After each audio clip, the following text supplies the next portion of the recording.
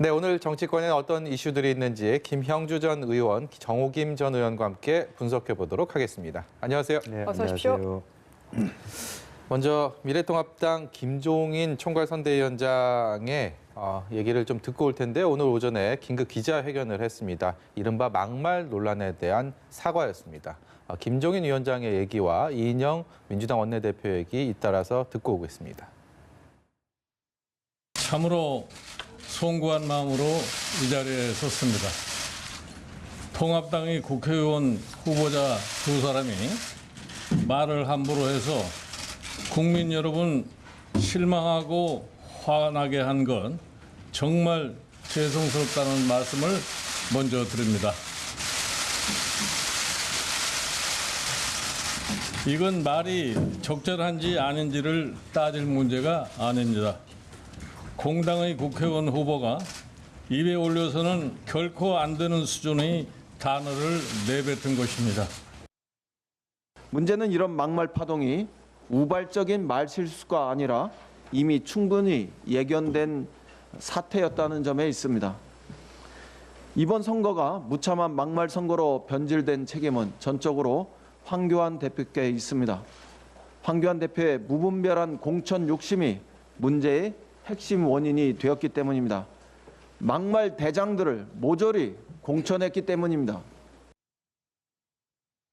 네, 듣고 오셨습니다만 김종인 선대위원장은 뭐 사과, 송구 이런 표현들 계속하면서 대국민 사과 절대로 입에 올려서는 안 될 말이다, 죄송하다라는 말을 반복했습니다. 또 단호하게 선거운동 기간에 제명을 했고요. 여기에 대해서 이제 민주당에서는 황교안 대표의 대국민 사과까지 요구하고 나섰습니다. 일련의 상황들 어떻게 보십니까? 우선 뭐 이제 사전 투표가 시작되고 좀 있으면 이제 여론조사 공표가 금지되는 이 시점이 굉장히 중요한 이번 총선을 가늠하는 시기입니다. 그런데 더군다나 전체 말하자면 의석수의 40%가 넘는 수도권에 있어서 이런 일들이 갑자기 불거졌다라 연이어서 네. 잊혀질 만하면 이렇게 연쇄적으로 벌어졌다는 측면에서 김종인 위원장 입장에서 상당히 그것을 빨리 정리하지 않으면 전체의 판국에서 굉장히 어려워진다. 그렇지 않아도 수도권의 민심이 호락호락 사실은 정권 심판이라는 이름으로 선거를 치루어야 되는 이제 그런 것에도 불구하고 그런 구도가 잘 안 됐기 때문에 어렵사리 조국도 꺼내고 뭐 여러 가지 다양한 방책을 통해서 혹은 뭐 심지어는 뭐 1인당 얼마씩을 주겠다라고 하는 그동안에 말하는 미래통합당의 어떤 그 기조하고 전혀 철학하고 배치되는 것까지도 하면서 전체 판세를 역전시키 보겠다는 노력들이 이제 한참 어느 정도 말하자면 그 정리가 돼가는 판국에서 이렇게 찬물을 끼얹는 발언이었기 때문에 이 두 후보에 대해서 아주 빠르게 김종인 위원장이 이제 정리를 해냈습니다. 다만 이제 이 두 후보 모두가 아직도 그것을 받아들이지 않고 당에다가 가처분 신청을 하고 차명진 후보도 아직까지 선거운동을 하는 이제 그런 부분들이 혼란스러운데 어쨌든 그 두 석을 잃더라도 뭐 전체 판국을 가져와야 되는 입장에서는 그런 결정을 할 수밖에 없고 또 실제적으로 뭐 제가 그런 이야기를 할 수 있을지는 모르겠습니다만은 그 두 후보가 말하자면 상대 후보에 대해서 아주 강하게 압도하거나 앞서 있는 후보가 아니기 때문에 더 빨리 그런 결정을 내릴 수 있었던 거 아닌가 그렇게 생각이 듭니다. 네, 정 의원님 의견도 여쭙고 싶은데 지금 민주당에서는 이게 뭔가 통합당 후보 개개인의 일탈이 아니라 애초에 공천 자체가 문제였다라는 식으로 더 확대해서 이야기를 하고 있습니다. 이 부분은 어떻게 보십니까? 오늘 그 더불어민주당의 이인영 공동선대위원장이 그런 그 발언을 했다고 그러는데요. 일단 제가 지난주에 아마 그 얘기를 했을 것 같아요. 막판에 누가 사고를 치느냐. 이게 변수 중에 하나가 될 거라 그랬는데 그런 예측은 좀 안 맞아야 됨에도 불구하고 이 막말이 이 총선 때마다 나오는 거예요, 사실은. 특히 수도권 아니면 이제 중앙선대본부에서 누군가가 말실수를 해가지고 결정타가 되기도 하고 그러는데 그래서 여야를 불문하고 이런 막말이라든지 또는 그런 그 항상 행동과 언행에 조심을 해야 되는데 이게 공천이 잘못돼서 막말대장을 뽑았다라고 일반화시키는 거는 이것도 역시 하나의 뭐라 그럴까요? 여당이 그 소위 미래통합당에 대해서 그냥 일반화시키는 말이다라고 볼 수밖에 없는 게 지금 일단 막말을 한 장본인들이 잘못했다는 전제로 민주당도 보면은 뭐 우리 기자분들한테 기레기라고 한 사람도 지금 선거운동 열심히 하고 있고요. 예. 또 뭐 미사일을 우리가 북한보다 더 쐈다고 하는 그거는 정말 제가 볼 때는 그건 진짜 망언에 해당되는 말이거든요.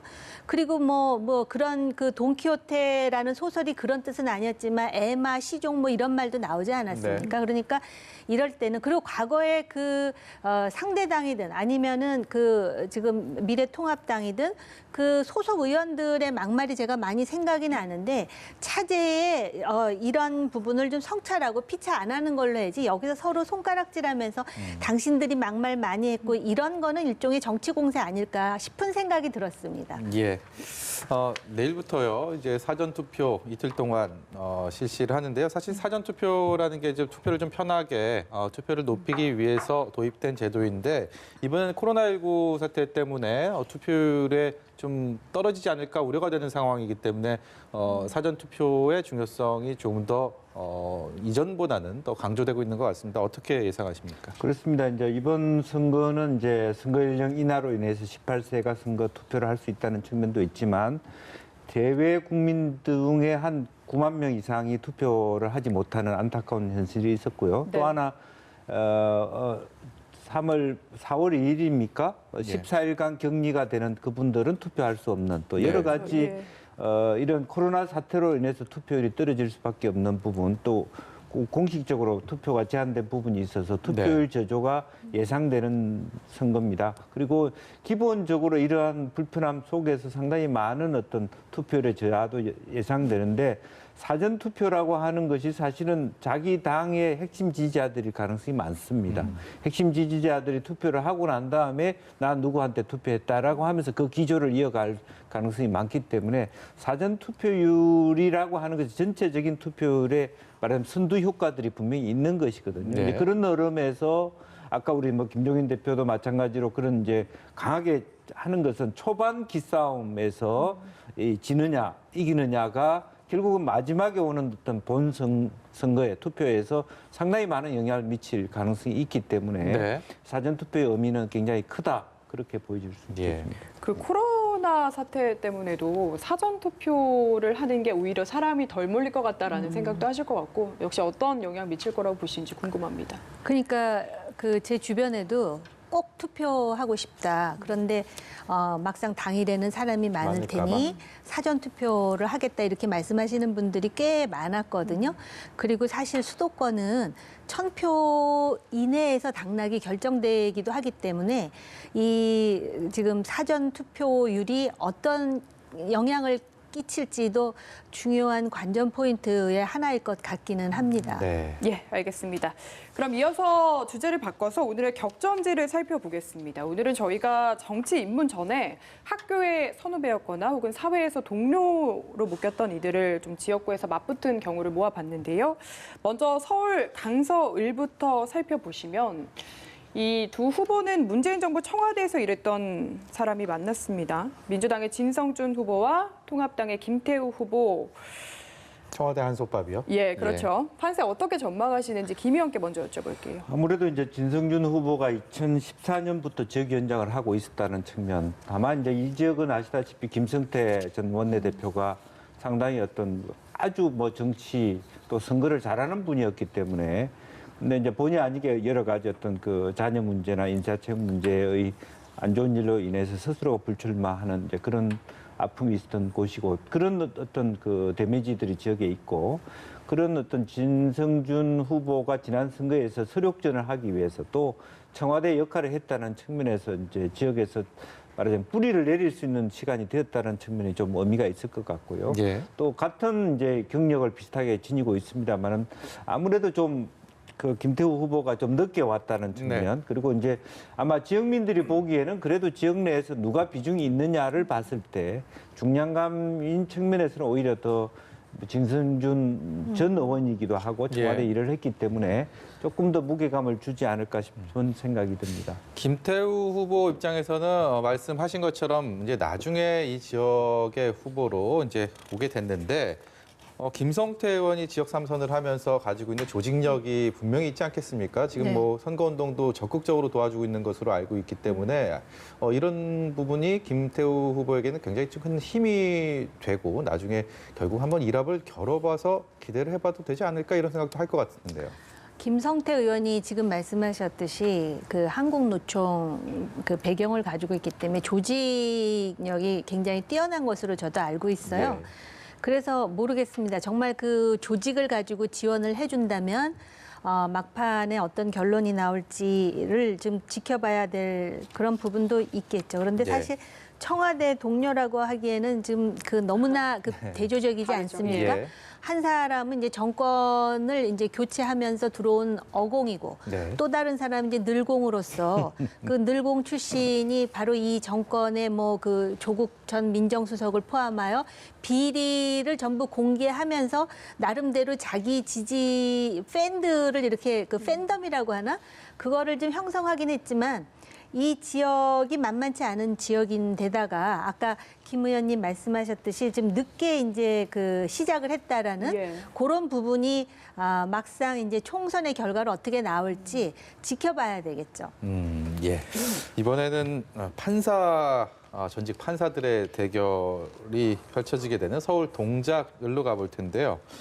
동작을은 서울의 여러 격전지, 관심 지역 중에서도 5손가락 안에 꼽히는 지역으로 보입니다. 나경원 후보가 미래통합당에서 도전장을 냈고요. 수성에 나섰고 더불어민주당에서는 이수진 후보 역시 판사 출신 이른바 양승태 전 대법원장의 사법농단 사태와 관련돼 있는 이수진 후보가 출사표를 던진 상황입니다. 의외로 지금의 그 여론조사상으로는 보시는 것처럼 굉장히 경합을 벌이고 있습니다. 정치 경륜이나 여러 가지 면을 봤을 때 나경원 후보가 상당히 앞서 있지 않을까라는 게 일반적인 전망이었는데 예. 보시는 것처럼 실제 여론조사는 굉장히 팽팽합니다. 이 부분에 대해서는 이 지역은 정호김 의원께 먼저 여쭤보겠습니다. 어떻게 전망하십니까? 그러니까 우리가 조금 전에도 왜 청와대 뭐 동료 지금 뭐 판사 뭐 이렇게 지금 얘기를 하는데 사실 이게 다른 나라에서 이렇게 흔치 않은 일일 것 같아요. 그러니까 예. 처음부터 정치를 하고 싶으면 애초부터 정치의 바닥에서 이렇게 갈고 닦는데 다른 경력을 쌓다가 이제 정치권으로 들어와 가지고 비슷한 경력의 소유자끼리 경쟁을 하다 보니까 보는 사람 입장에서 이제 흥미로운 상황이 예. 돼버린 거잖아요.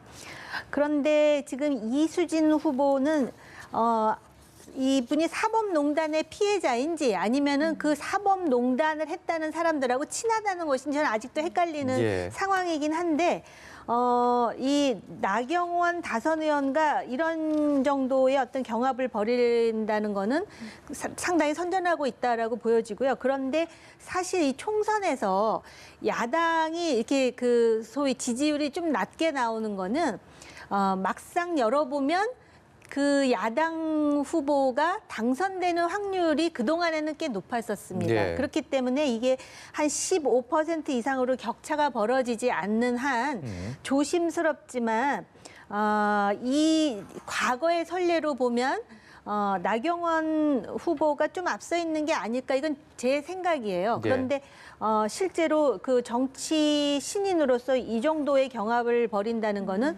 나름대로 이수진 후보도 꽤 잠재력을 발휘한다라고 봐야 되겠죠. 네, 정 의원께서는 구관이 명관이다 이렇게 해석을 하셨습니다.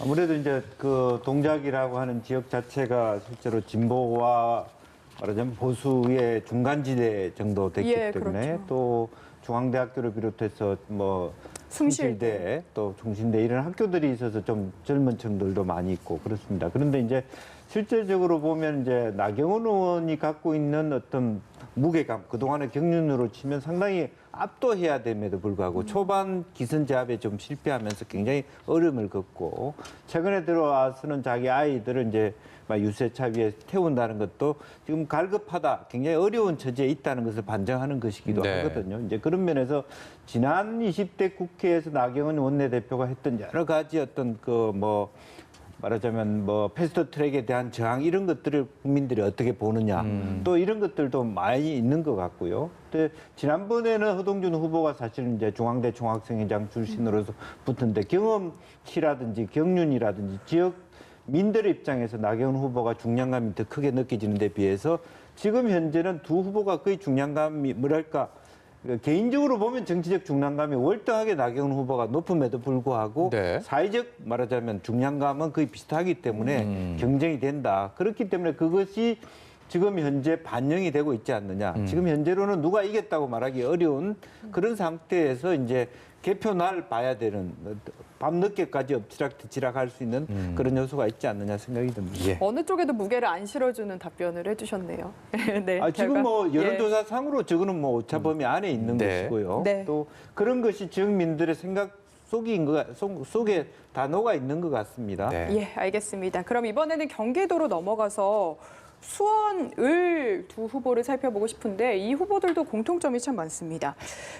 모두 고려대 검찰 출신의 여성 정치인 현역 의원인 민주당 백혜련 후보 그리고 통합당의 정미경 후보가 맞붙었는데 6년 전 19대 재보궐에서 이미 한 차례 붙어서 그 당시에는 정미경 당시 새누리당 후보가 승리를 했었거든요. 네. 이번에는 어떤 결과 예상하십니까? 글쎄 지금 그 여론조사상으로 보면 백혜련 후보가 앞서는 것으로 예. 그런데 두 사람이 공통점이 많지 않습니까? 여성 또 검사 출신이고요. 또 당내에서 자기 목소리가 분명한 그런 후보들이고 지금 이제 막판에 정미경 후보가 맹추격을 한다 그래요. 그리고 오늘부터는 깜깜이라 그렇죠. 그리고 이 지역이 사실은 이 수도권에서 상당히 민심을 이렇게 판단해보는 중요한 풍향계가 되기 때문에 예.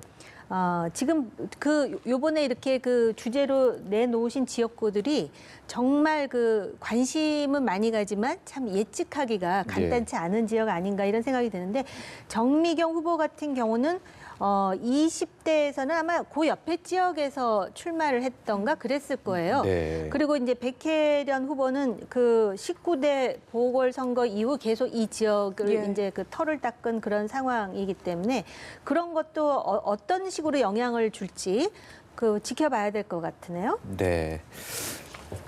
그럼 수원 같은 경우는 아무래도 여러 가지 최근에 수도권의 어떤 말하자면 풍선 효과로 인해서 상당히 집값이 오르고 있는 그런 부분입니다. 그래서 지역 개발에 대한 니드가 굉장히 높아 있는 그런 곳이기도 하고 그런 의미에서 이재명 지사 그리고 이제 염태영 시장 이런 어떤 단체장이 갖고 있는 어떤 말하자면 프리미엄이 좀 붙어 있다라고 보여지고요.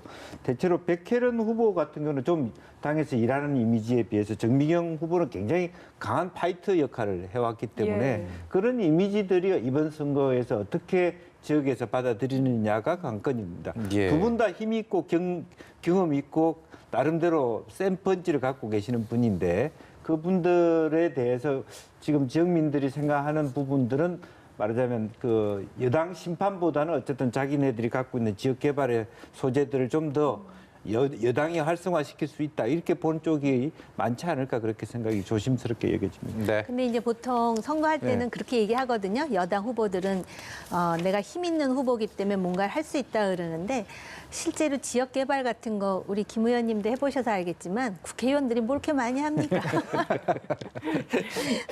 예. 다음 주제로 넘어가 보겠습니다. 다음 주제는 저희가 가족의 힘이라고 이렇게 좀 제목을 잡아봤는데요. 이 선거 때가 되면 지원 유세를 누가 나오는지 이거 유권자들은 또 어떻게 이렇게 쏠쏠한 관심사입니다. 이게 좀 예. 여러 포털 사이트나 이런 데서 언론 보도를 통해서 저런 사람이 저 가족이었구나, 너 누가 지원했구나 이것도 참 흥미로운 부분인데.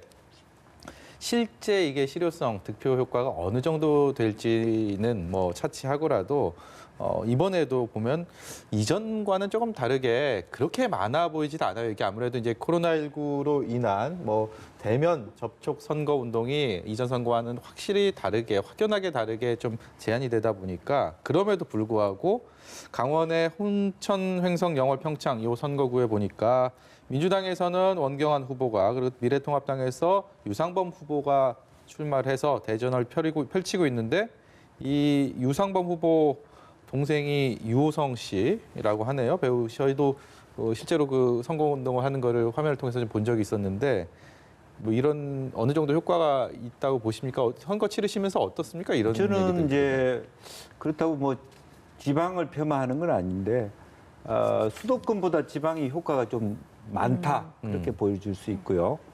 또 한편으로는 이번에는 또 의외의 효과가 있을 수 있다고 보는 게 코로나19로 인해서 그 유세, 율동 이런 것을 찾아보기 어렵습니다. 예. 너무 심심한 선거운동 또 화려하게 선거운동을 할 수도 없는 분위기이기 때문에 오히려 차라리 그런 어떤 뭐 억지로 뭐 돈을 주고 데리고 온 것도 아니고 가족이기 때문에 자연스럽게 선거운동 하는 거 아니겠습니까? 네. 이제 그런 부분들이 아마 상당히 어떤 그 너무 밋밋한 선거 속에서 하나의 재미 효과가 있을 거라고 보여지고 뭐 그런 의미에서 일정 정도의 어떤 후보가 각광을 받을 수 있는 화제를 잃을 수 있는 포커스를 받을 수 있는 계기는 될 수 있겠다고 보여집니다. 그렇지만 실제로 요즘 유권자들이 가족 누가 탤런트 있다, 연예인이 있다고 해서 그거를 가지고 막 내 표를 결정하지는 않잖아요. 예. 그런 것들이 이제 아마 초박빙의 선거에서는 아마 효과가 될 수도 있는데 지금 현재 저 후보들 간의 표 차이가 얼마가 될지 제가 모르기 때문에 이게 예. 진짜 유의미한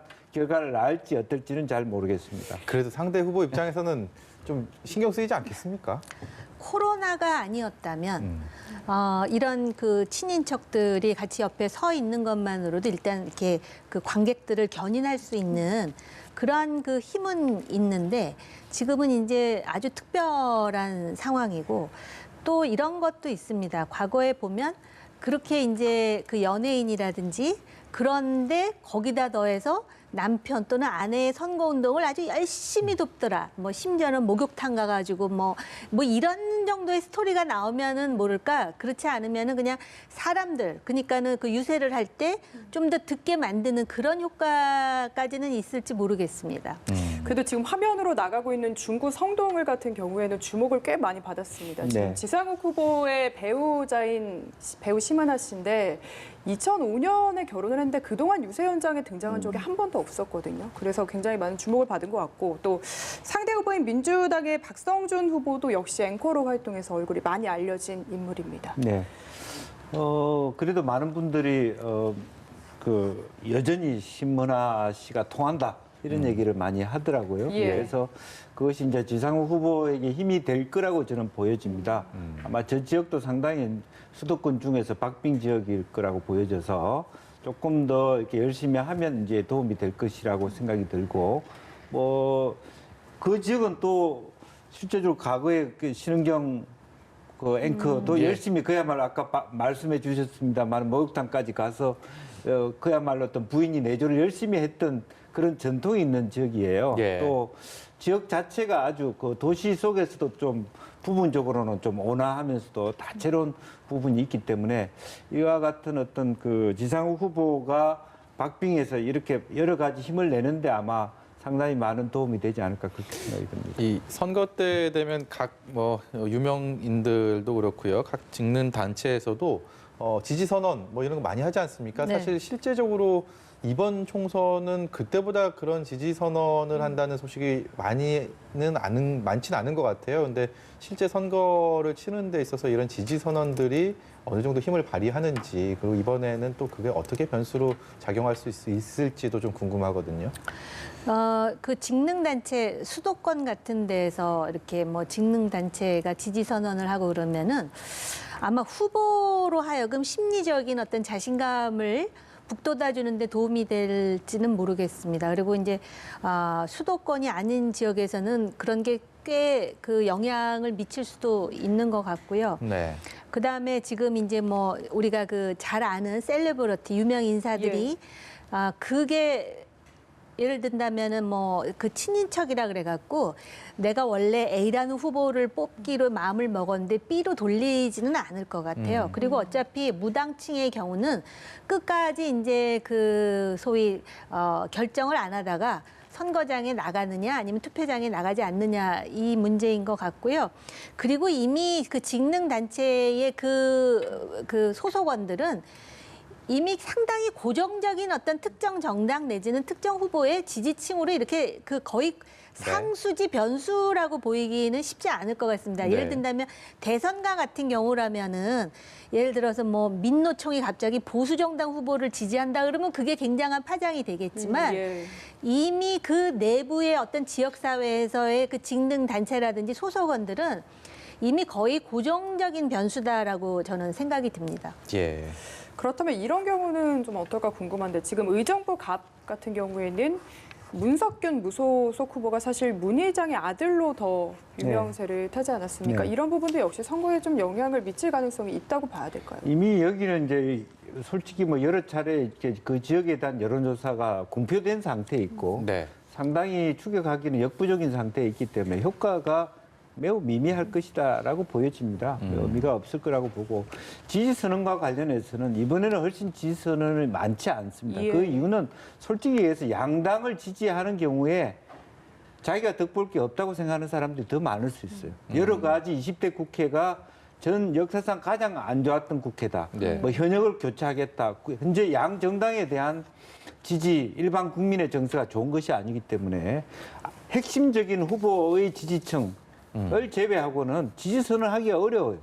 당신 뭐 한다고 거기 가서 지지선을 하고 있냐 이렇게 욕 들을 가능성이 있기 때문에 그런 의미에서 이번에는 또 그런 코로나19로 인해서 그런 다양한 지지선언을 할 수 있는 어떤 여지도 없는 상태에 있고요. 지지선을 해도 거의 공간에 드러날 수도 없는 상태에 있기 때문에 이제 그런 의미에서 차차 정당 스스로가 그야말로 완전히 자기 태도를 바꾸지 않으면 앞으로 갈수록 이런 지지선언은 없을 것이다. 저는 그렇게 봅니다. 그 말씀 들으니까 잠깐 생각이 나는데 특히 기업을 하시는 무슨 경제인회라든지 상공회의소에서는 절대로 지지 선언을 할 수가 없죠. 왜냐하면 내가 사업을 하는데 A라는 후보를 밀었는데 B라는 다른 정당의 후보가 당선이 됐을 때 혹시 나한테 불이익이 올 수도 있다라는 그 불안감이 아직도 한국 사회에 상당 부분 팽배해 있기 때문에 예. 외연상 그 중립을 표방하는 그런 분들도 꽤 많습니다. 네.